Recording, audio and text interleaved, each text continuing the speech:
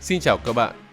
Vịnh Thái Lan sở hữu diện tích 320.000 km2, giáp với Thái Lan, Campuchia, Việt Nam và Malaysia. Đây không chỉ là vùng nước nông ấm áp với độ sâu từ 58 cho đến 85 mét, mà còn là nơi có lịch sử giao thương và văn hóa lâu đời. Khi nhìn vào bản đồ Vịnh Thái Lan, người ta không chỉ thấy vài mảng xanh nổi giữa mặt nước, mà còn thấy cả một hệ thống đảo lớn nhỏ đang âm thầm quyết định cách mà các quốc gia ven vịnh khai thác các nguồn lực tự nhiên, tổ chức giao thương và xây dựng vị thế khu vực. Từ đó thì câu chuyện về những hòn đảo lớn nhất trong vùng vịnh này đã trở thành một lát cắt sắc bén, hé lộ cách biển cả vẫn đang âm thầm định hình cục diện địa lý và sức mạnh kinh tế của cả một vùng rộng lớn. Vậy đó là những hòn đảo nào? Các bạn hãy cùng chúng mình tìm hiểu ngay bây giờ nha!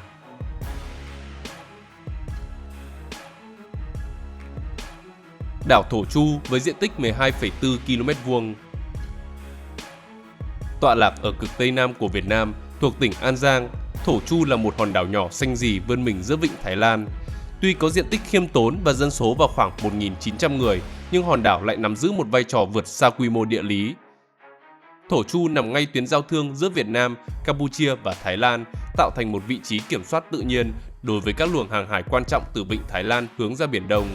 Vì vậy, về phương diện an ninh quốc phòng, hòn đảo này hoạt động như một lá chắn thép ở vùng biển Tây Nam, giúp khẳng định chủ quyền lãnh hải, bảo vệ ngư trường truyền thống và duy trì sự ổn định trong khu vực biên giới trên biển. Do đó, sự hiện diện thường trực của lực lượng biên phòng và hải quân không chỉ nhằm ngăn chặn nguy cơ xâm phạm chủ quyền, mà còn hỗ trợ ngư dân, đảm bảo hoạt động khai thác của người dân được diễn ra an toàn trong vùng nước phức tạp về dòng chảy và mật độ tàu thuyền. Trên phương diện kinh tế xã hội, Thổ Chu dù còn nhỏ bé vẫn có tiềm năng đáng kể. Biển quanh đảo sở hữu nguồn lợi hải sản phong phú, là sinh kế chính của cư dân, đồng thời là điểm trung chuyển quan trọng cho các tàu đánh bắt xa bờ. Bên cạnh đó thì Thổ Chu cũng sở hữu hệ sinh thái biển tương đối nguyên sơ, với 80% diện tích là rừng nguyên sinh và là nơi phát triển của 200 loài thực vật. Sự phát triển có tổ chức dưới kiểm soát chặt chẽ của nhà nước, hòn đảo đã trở thành yếu tố giúp cho môi trường được bảo vệ trước áp lực du lịch ồ ạt. Điều này đã mở ra khả năng xây dựng một mô hình phát triển bền vững trong tương lai, nơi kinh tế biển, đánh bắt xa bờ và bảo tồn sinh thái có thể kết hợp với nhau. Tuy nhiên thì thách thức của hòn đảo cũng không nhỏ khi điều kiện thời tiết khắc nghiệt, cơ sở hạ tầng hạn chế và sự phụ thuộc lớn vào nguồn tiếp vận từ đất liền, khiến cho việc phát triển cần một tầm nhìn dài hạn cho việc phát triển bền vững.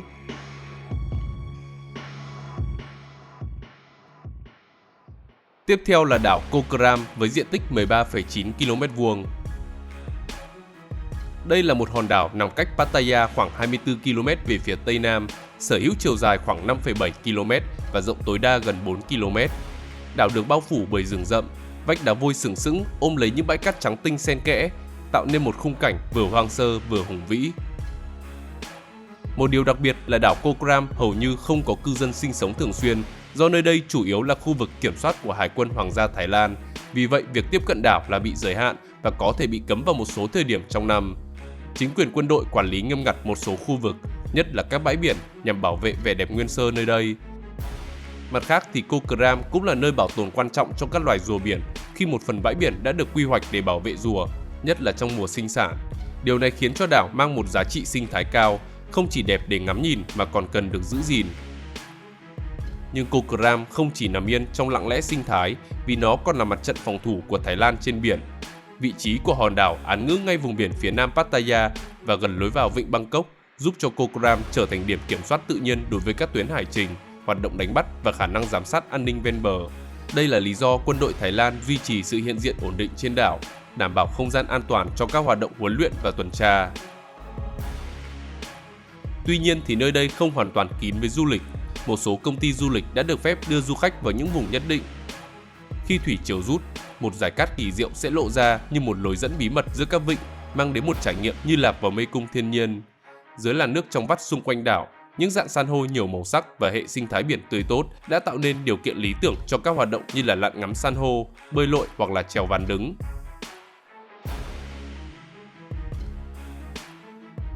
Vị trí thứ 10 thuộc về đảo Koh Tao với diện tích 21 km2. Hòn đảo này còn được gọi là đảo rùa, nằm ở tỉnh Surat Thani, là nơi sinh sống của khoảng 7.200 người, trong đó có 2.200 người là công dân Thái Lan và 5.000 người là lao động Myanmar nhập cư bất hợp pháp. Giá trị lớn nhất của Koh Tao nằm ở lĩnh vực du lịch lặn biển. Nhờ địa hình được bao quanh bởi các dải san hô và thảm sinh vật biển phong phú, nơi đây nhanh chóng trở thành một trong những điểm thu hút từ 300.000 cho đến 500.000 khách du lịch mỗi năm. Để tạo nên sự khác biệt so với các hòn đảo khác, nơi đây đã tận dụng lợi thế sẵn có để mở rộng hoạt động đào tạo thợ lặn. Tuy nhiên, sự phụ thuộc gần như toàn diện vào du lịch đã khiến cho nền kinh tế của đảo rất nhạy cảm với biến động. Chỉ cần một mùa du lịch gặp biến cố, từ thiên tai cho đến khủng hoảng toàn cầu, thì thu nhập và đời sống của người dân Koh Tao lập tức bị ảnh hưởng. Bên cạnh những lợi thế tự nhiên, hòn đảo cũng oằn mình trước áp lực môi trường ngày một tăng. Khi mà lượng du khách bùng nổ, hệ thống xử lý rác thải và nước thải vốn đã mỏng manh nhanh chóng bị quá tải, kéo theo hệ quả là nhiều rạn san hô bắt đầu suy yếu, mất màu rồi thu hẹp dần. Trước thực tế ấy, từ năm 2022, chính quyền buộc phải áp dụng mức phí 0,6 đô la cho mỗi du khách, không phải để gây khó dễ mà để tạo ra một nguồn quỹ bền vững, với kỳ vọng mang về khoảng 360.000 đô la mỗi năm. Khoản thu này được dành trọn vẹn cho việc phục hồi rạn san hô, củng cố các hệ thống xử lý chất thải và nâng chuẩn quản lý môi trường. Trong bức tranh rộng lớn của vịnh Thái Lan, Koh Tao là minh chứng rõ nét cho cách của một hòn đảo nhỏ có thể trở thành điểm tựa kinh tế, nhưng cũng là nơi bộc lộ những thách thức khi phát triển dựa vào du lịch.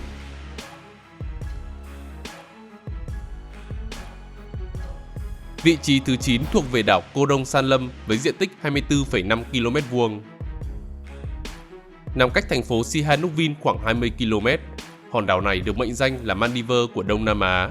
Nơi đây không chỉ có biển xanh, bãi cát trắng mịn và những rừng cây ven bờ hòa thành một không gian gần như nguyên sơ, mà nó còn trở thành tâm điểm cho những thử nghiệm của các chiến lược phát triển du lịch. Thay vì mở cửa ồ ạt như từng làm với Sihanoukville, thì hòn đảo này được lựa chọn để giữ nhịp độ tăng ở mức vừa phải. Nhiều khu vực trên đảo được giới hạn xây dựng, các resort chỉ được phép phát triển theo mô hình mật độ thấp và đời sống cộng đồng bản địa được gắn với các hoạt động du lịch thủ công, quy mô nhỏ. Cách làm này có thể tạo nên sự khác biệt vì hòn đảo vừa được phát triển để thu hút khách du lịch, vừa không đánh mất vẻ đẹp tự nhiên của mình. Bên cạnh đó thì vai trò chiến lược của Koh Dong San Lâm còn nằm ở việc nó giúp cho Campuchia mở rộng không gian ra biển, bổ sung thêm điểm tựa cho nền kinh tế. Do Campuchia có đường bờ biển ngắn, các đô thị ven biển cũng phát triển rất hạn chế, thì việc đầu tư vào các hòn đảo như là Koh Dong San Lâm sẽ là cơ hội để quốc gia này xây dựng hình ảnh du lịch mới, có khả năng cạnh tranh với Thái Lan hay là chính Việt Nam trong phân khúc nghỉ dưỡng yên tĩnh, thân thiện với môi trường. Tuy nhiên thì đằng sau vẻ đẹp quyến rũ ấy, hòn đảo lại đang phải đối mặt với vấn đề xử lý rác thải, trong khi các rạn san hô tiếp tục suy yếu bởi nhựa trôi dạt, nước thải và các dự án xây dựng thiếu kiểm soát. Ở vùng biển phía bắc của Koh Dong San Lâm, việc mở rộng đường và chặt phá rừng đã làm tổn thương lớp cảnh quan nguyên sơ vốn là chất liệu tạo nên sức hút của điểm đến này. Trong bức tranh ấy, Campuchia buộc phải siết chặt quy định cấp phép xây dựng và tăng cường giám sát môi trường, dù kết quả cuối cùng vẫn phụ thuộc vào sự phối hợp của doanh nghiệp và cư dân địa phương. Ngoài ra thì chính quyền cũng triển khai xây dựng hệ thống rạn san hô nhân tạo ngoài khơi Koh Dong San Lâm như một nỗ lực để tái tạo lại vẻ đẹp tự nhiên đang dần bị bào mòn và giữ cho hòn đảo đủ sức cân bằng giữa phát triển du lịch và bảo vệ môi trường.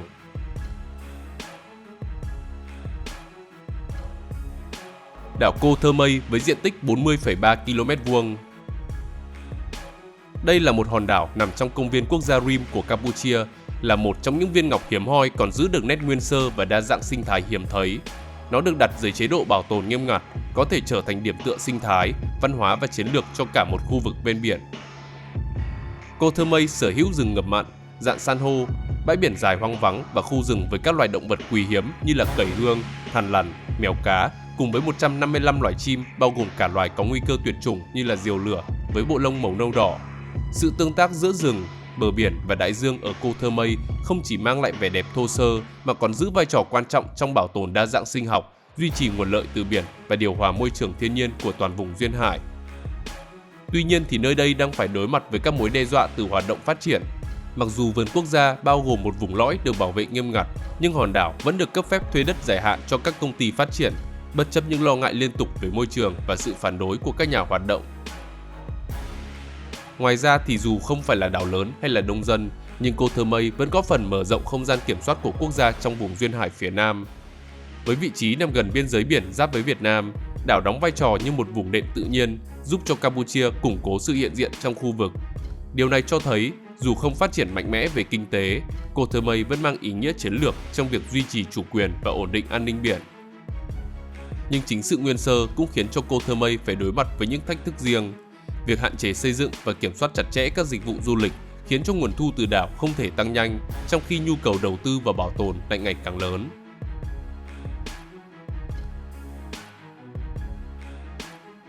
Vị trí thứ 7 là đảo Koh Rong với diện tích 78 km².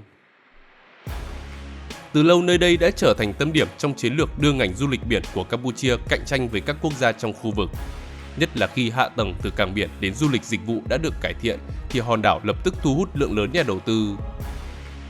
Không chỉ vậy, Campuchia còn muốn biến Koh Rong trở thành thiên đường nghỉ dưỡng sang trọng. Trong tháng 10 năm 2025, hòn đảo đã chứng kiến lễ khởi công xây dựng một khu phức hợp khách sạn và nhà ở sang trọng được thiết kế để trở thành thỏi nam châm cho việc phát triển du lịch cao cấp. Hơn nữa, từ năm 2023, khu vực trung tâm đảo đã trở thành công trường xây dựng sân bay du lịch sinh thái quốc tế Koh Rong với mục đích đưa du khách đến thăm và khám phá bãi biển, tham quan rừng và góp phần quảng bá môi trường sống của các loài động vật hoang dã đang được bảo vệ. Tuy nhiên thì điều này đã dẫn đến tình trạng phát triển thiếu đồng bộ, vì nơi thì có quy hoạch tốt, nơi thì lại để các công trình tự phát xuất hiện. Một số khu vực trên đảo được giao cho các nhà phát triển lớn nhằm xây dựng khu du lịch tiêu chuẩn quốc tế, trong khi các cộng đồng dân cư lâu năm vẫn sống theo lối sinh hoạt truyền thống, phụ thuộc vào đánh bắt cá và dịch vụ nhỏ lẻ. Khoảng chênh lệch này khiến cho Koh Rong trở thành nơi tập trung nhiều lợi ích đan xen, buộc chính quyền phải tìm cách kiểm soát để tránh biến hòn đảo trở thành khu vực hỗn loạn của Sihanoukville. Nhưng sự phát triển nhanh nào cũng kéo theo những bóng tối. Đầu tiên là việc môi trường đảo phải chịu áp lực lớn khi rác thải, nước thải và mật độ du khách tăng vượt quá khả năng hấp thụ tự nhiên. Không những vậy, càng nhiều công trình hiện đại xuất hiện thì khối lượng bê tông đổ lên đảo ngày càng dày, đi kèm với đó là khí thải nhà kính, nhất là việc xây dựng hạ tầng sân bay. Khí thải này gây áp lực lên hệ sinh thái, ảnh hưởng đến nguồn sống của cư dân và cả hệ thống động thực vật. Nhiều rạn san hô bị suy thoái và sự hoang sơ đứng trước nguy cơ bị bào mòn. Đây không chỉ là một điểm đến với bãi cát trắng kéo dài và là nước trong như thủy tinh, mà còn là nơi phản chiếu rất rõ cách mà Campuchia đang vật lộn để cân bằng giữa phát triển nhanh và bảo tồn bền vững.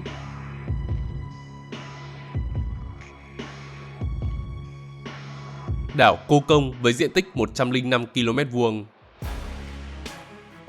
Đây là một hòn đảo lớn nhất đất nước Chùa Tháp, nhưng nó lại ít được nhắc đến hơn so với Koh Rong hay là Koh Rong Sanlam. Tuy nhiên thì nếu xét theo giá trị chiến lược và tiềm năng phát triển thì hòn đảo này lại mang một ý nghĩa sâu sắc và lâu dài hơn nhiều. Do nằm ngay cửa eo biển Tây Nam của Campuchia, cách đất liền khoảng 500 m ở phía bắc thông qua eo biển Lam Đam,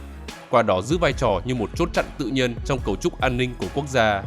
Vị trí ấy không chỉ giúp kiểm soát các luồng di chuyển trên vịnh Thái Lan mà còn củng cố thế đứng chủ quyền của Campuchia trên vùng biển nhiều hoạt động kinh tế lẫn tranh chấp. Bên cạnh chức năng an ninh, Cô Công còn mang giá trị chiến lược trong phát triển khu vực khi nó kết nối nguồn tài nguyên thiên nhiên của tỉnh với các dự án hạ tầng lớn, khu kinh tế ven biển và những tuyến giao thông quốc tế đang mở rộng. Dẫu vậy thì Cô Công không phải là một trung tâm du lịch ổn ả hay là điểm đến bùng nổ theo mô hình nghỉ dưỡng đại trà. Trái lại, nó vẫn giữ trong mình sự hoang sơ, nơi thiên nhiên sinh thái và an ninh đan xen thành một hệ thống cân bằng. Ngoài ra, với vị trí gần cửa sông, gần biên giới, lại không nằm xa các tuyến hàng hải quan trọng, hòn đảo đã trở thành điểm kiểm soát tự nhiên, giúp Campuchia giám sát hoạt động đánh bắt, hoạt động hàng hải và các hoạt động trái phép. Đây là lý do hòn đảo luôn có sự hiện diện của lực lượng bảo vệ bờ biển, đồng thời đóng vai trò là trạm trung chuyển quan trọng trong cơ cấu quốc phòng biển. Bên cạnh đó, hòn đảo này còn sở hữu rừng ngập mặn, bãi cát hoang sơ và các rạn san hô ven bờ còn tương đối nguyên vẹn. Điều này tạo ra cơ hội để Campuchia thử nghiệm các mô hình du lịch sinh thái có kiểm soát, nơi kinh tế phát triển đi kèm với bảo tồn. Thay vì chạy theo lượng khách và lợi nhuận ngắn hạn, Cô Công có thể trở thành điểm đến dành cho du lịch chất lượng cao, nơi trải nghiệm thiên nhiên, rừng và biển được đặt lên hàng đầu.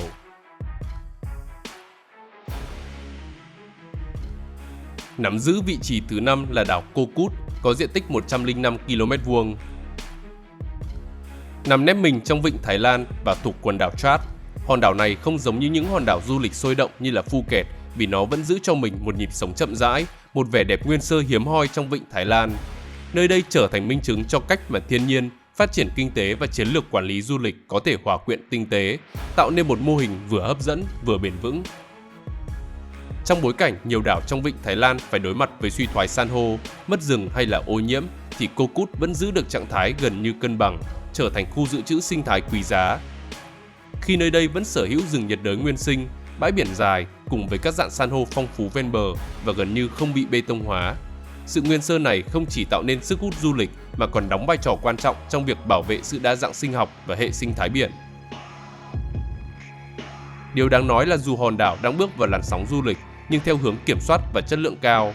Các khu nghỉ dưỡng và dịch vụ du lịch đã được xây dựng với mật độ thấp, tập trung vào trải nghiệm thiên nhiên, lặn biển và khám phá văn hóa địa phương.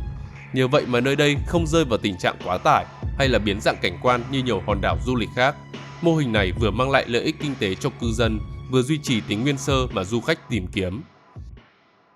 Tuy nhiên thì hòn đảo này đã có lịch sử tranh chấp nhiều năm, từ khi Pháp nhượng nó cho Thái Lan thông qua Hiệp ước Pháp-Xiêm vào năm 1907. Cho đến nay thì nó vẫn là tâm điểm của những bất đồng giữa hai nước khi mà Campuchia tuyên bố phía nam hòn đảo thuộc về họ, còn Thái Lan thì cho rằng họ kiểm soát toàn bộ Cô Cút. Dù tranh chấp không leo thang thành xung đột quân sự căng thẳng, nhưng nó vẫn âm thầm định hình cách mỗi bên triển khai quản lý biển, kiểm soát tàu cá và tổ chức cứu hộ, cứu nạn. Do đó, sự ổn định và phát triển bền vững của đảo không chỉ là câu chuyện về kinh tế mà còn là duy trì trật tự và an ninh trong khu vực.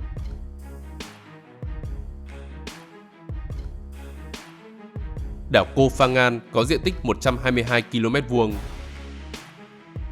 Nằm ở phía đông nam Thái Lan, nơi đây vẫn giữ được diện mạo hoang sơ và cũng là điểm đến yêu thích của vua Rama đệ ngũ.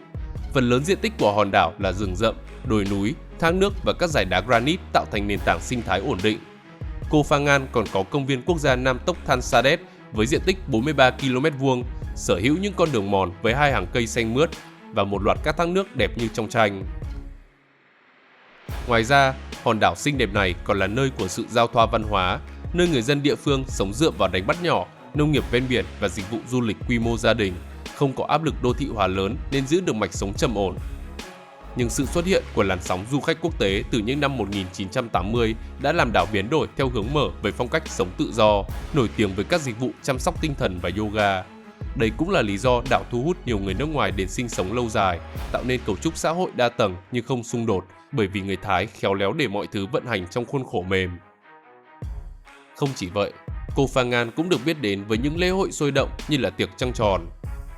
Nó là bữa tiệc bãi biển nổi tiếng, có nguồn gốc từ Hát Rin từ năm 1985, kéo dài suốt đêm vào ngày trăng tròn, thu hút hàng nghìn du khách quốc tế mỗi tháng đến nhảy múa, vui chơi và tận hưởng không khí sôi động dưới ánh trăng tròn.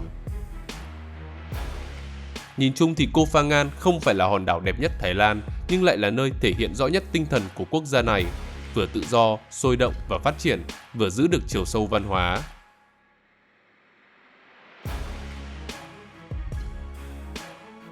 Xếp thứ 3 là đảo Cô Trang với diện tích 212 km².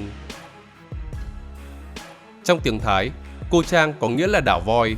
Nó từ lâu đã vượt khỏi khuôn mẫu của một điểm nghỉ dưỡng thông thường để trở thành minh chứng cho mô hình phát triển du lịch gắn liền với bảo tồn thiên nhiên. Nơi đây nằm trong công viên quốc gia Muko Chang, một địa điểm được thành lập từ đầu thập niên 1980, giữ vai trò quan trọng trong bối cảnh biến đổi khí hậu. Hệ thống rừng rậm của đảo không chỉ giữ đất, giữ nước mà còn giảm thiểu tác động của bão, mưa lớn. Bên cạnh đó thì hòn đảo còn có khối núi Khao Salakphet với độ cao 744 m, có ảnh hưởng đến cấu trúc địa hình nơi đây. Dãy núi này hoạt động như một bức tường tự nhiên, điều hòa khí hậu, giữ ẩm cho rừng mưa và nuôi dưỡng hệ thống sông suối đổ ra các thác nước nổi tiếng. Do đó thì đây là nơi sinh sống của 29 loài động vật có vú như khỉ cộc và cầy hương cùng với 61 loài chim và nhiều loài lưỡng cư, bò sát, góp phần tạo nên ấn tượng về một hòn đảo còn nguyên hơi thở hoang dã. Cùng với điểm sáng về tự nhiên, Cô Trang cũng được chính phủ Thái Lan định hình trở thành một Phuket thứ hai thông qua hàng loạt các dự án quy hoạch du lịch quy mô lớn.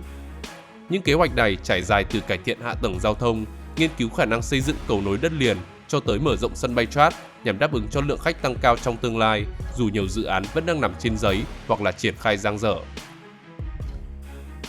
Thế nhưng phát triển du lịch nhanh chóng thường đi kèm với sức ép lớn lên môi trường khi mà các bãi biển của Cô Trang thường xuyên ghi nhận rác thải nhựa trôi dạt, làm tổn thương hệ sinh thái biển và ảnh hưởng trực tiếp đến hoạt động du lịch của hòn đảo. Do đó, để giữ cho Cô Trang không đánh mất vẻ đẹp vốn có của nó, người dân ở đây đã chủ động tham gia các chiến dịch thu gom và phân loại rác, từng bước khôi phục lại đường bờ biển và tái lập sự cân bằng sinh thái.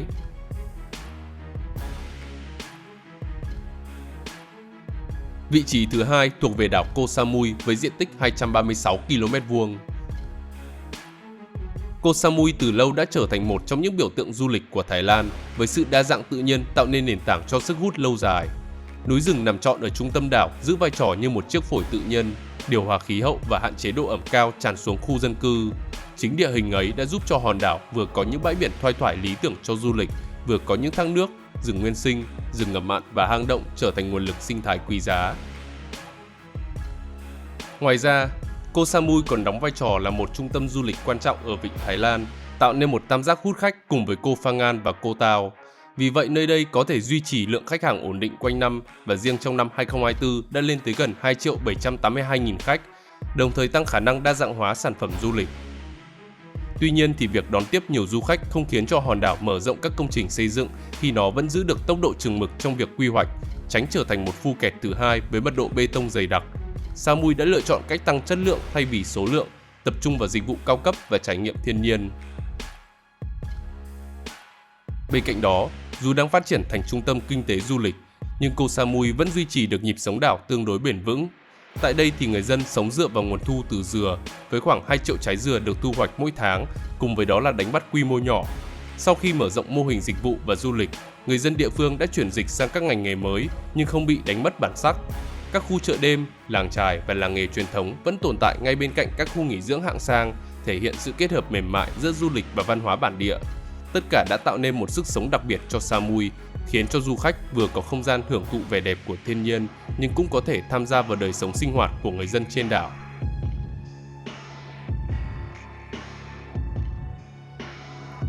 Hòn đảo lớn nhất trong vịnh Thái Lan là đảo Phú Quốc với diện tích 574 km².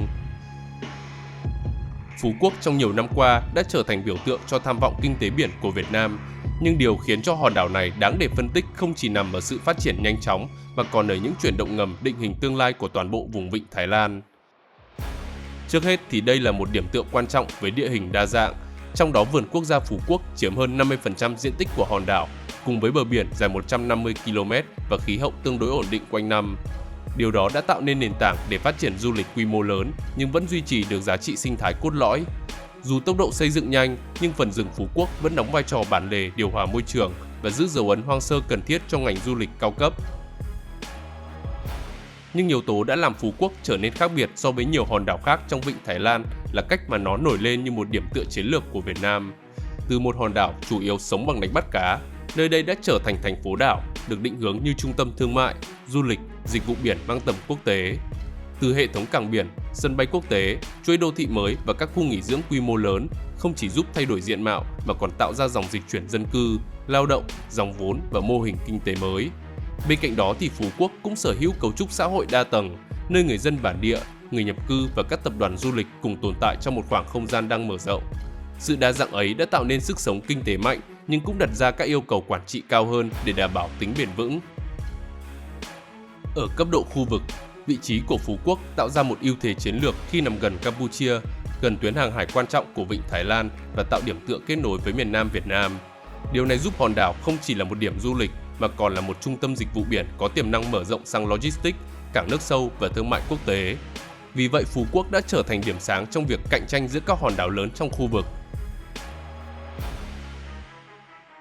Nhìn chung, các hòn đảo lớn nhất trong vịnh Thái Lan không chỉ là điểm nhất về diện tích hay cảnh quan, mà nó còn nắm giữ nhiều giá trị chiến lược, sinh thái và địa chính trị đặc biệt. Từ Cô Trang với rừng nguyên sinh và núi Khao Salakphet đến Thổ Chu là cột mốc nổi bảo vệ chủ quyền Việt Nam, hay là Cô Thơ Mây, Cô Rông, Cô Công với những hệ sinh thái đa dạng, tất cả đều cho thấy mối quan hệ phức tạp giữa con người với thiên nhiên. Đồng thời các hòn đảo còn là nơi thể hiện rõ nhất các chính sách của quốc gia trong việc cân bằng giữa khai thác kinh tế với bảo vệ môi trường hệ sinh thái tự nhiên. Do đó, vịnh Thái Lan không chỉ là vùng nước đơn thuần mà còn là một không gian chiến lược, với mỗi hòn đảo là một mắt xích quan trọng, giúp định hình tương lai phát triển của khu vực. Trên đây là danh sách của những hòn đảo có diện tích lớn nhất ở vịnh Thái Lan. Xin chào và hẹn gặp lại các bạn trong những video tiếp theo.